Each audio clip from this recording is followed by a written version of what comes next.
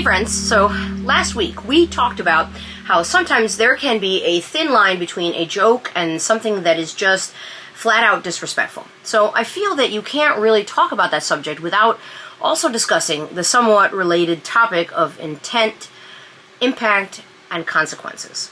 So let's talk about consequences first. As you probably know, all actions have them, and sometimes the consequences that happen as a result of your actions are not ones that you'll be fond of at all. Because perhaps what happened affected the other person in a way that was not expected. They might feel deeply hurt or upset about what happened, and that was not at all your intention. I mean, look, most people don't ever set out to purposely hurt someone that they care about. When it happens, you feel guilty and like a terrible person about it. It sucks. But there's something that I want to say about that, and I'll warn you that it's probably not going to be a popular opinion. Listen, just because you never meant to hurt someone does not mean that they didn't still feel the emotional impact of it. They are still the owners of those hurt feelings. Your intentions don't change the impact of the thing itself. To explain further, intent doesn't solve the trauma that they may go through as a result of your actions. And saying something like, "I never meant to hurt you," might sound like it's trying to be helpful and make things better, but unfortunately what it does sometimes is try to diminish the victim's feelings about the incident or their pain. It makes the person saying it feel better, though, because it helps them appease their guilt about what happened. Now, I am not saying that there's something wrong with saying this. When you really do unintentionally hurt someone, you should tell them that. You want them to know that you didn't mean it.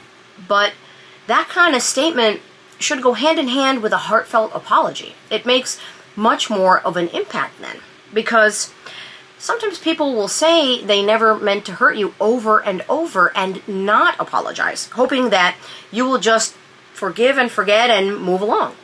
And when you don't, when you are still upset about something, they will sometimes get angry at you, almost like they are mad that you are forcing them to carry the guilt for their own actions a little longer. I can't think of anything more dismissive of someone's feelings than this, that you would try to impose your timeline on someone else's pain or grief. It's as if someone can say, "Well, okay, let's see, it's been a year, time for you to get over it," and poof, everything is hunky-dory again.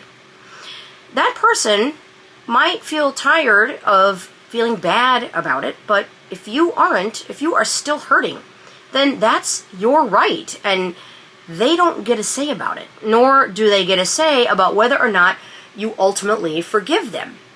That's why actions matter most of all, above words and certainly above intent. Listen, it doesn't matter what you meant to do. At the end of the day, when you hurt someone, you hurt them. If they really matter to you, you suck it up and you apologize as many times as it takes. And then you make amends whenever possible. If they have stipulations about what those amends are, then so be it. If they need space, you give them the space. If they never want to speak to you again, you cannot sit here and be salty about that. Remember that you hurt them.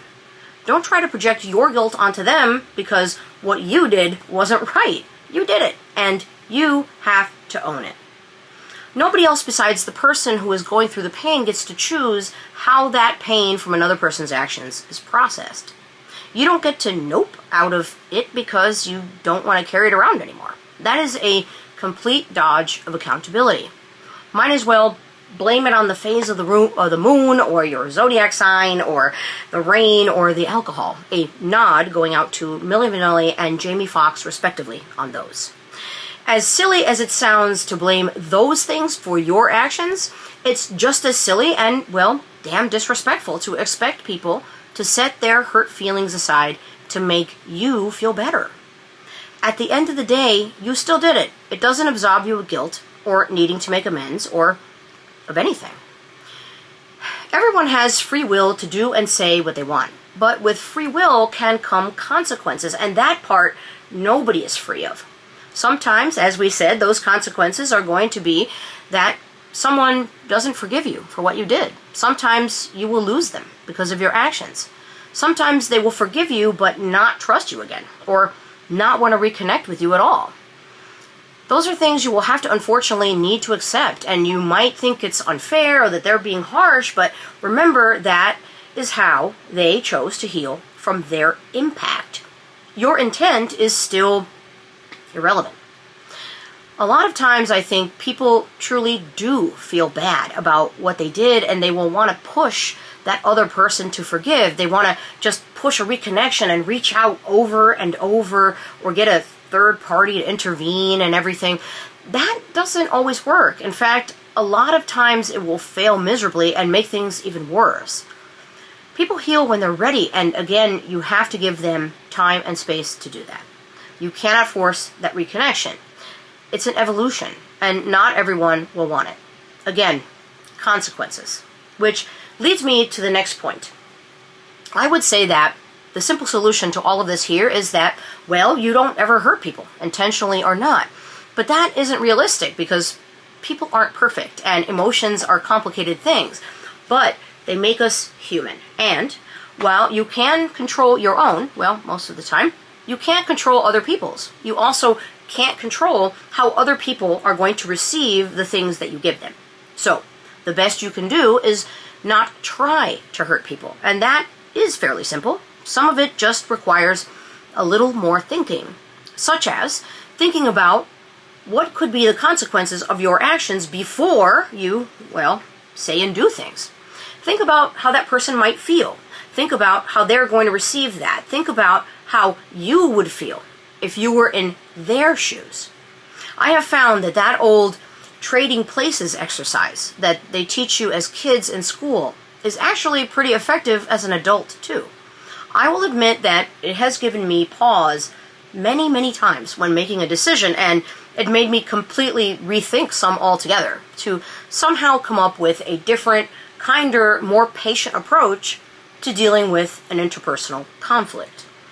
Maybe that's the secret sauce here, right? Maybe you have to worry a lot less about intent and impact if we just choose a little more thought, a little more patience, a little more kindness, and a little more consideration for other people.